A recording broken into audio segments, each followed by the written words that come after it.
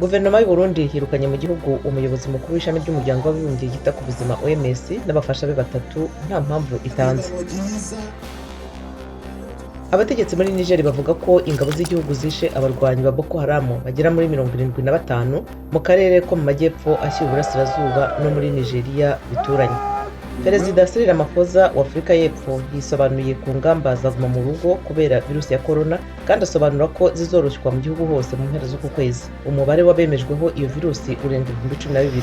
Ingabo z'amahoro za ONU zirafasha mu gutuma imihanda minini inyuzwamo ibintu bikenewe ikomeza gukora muri Sudani y'Epfo mu gihe imvura nyinshi yibasiye Afurika y'Uburasirazuba.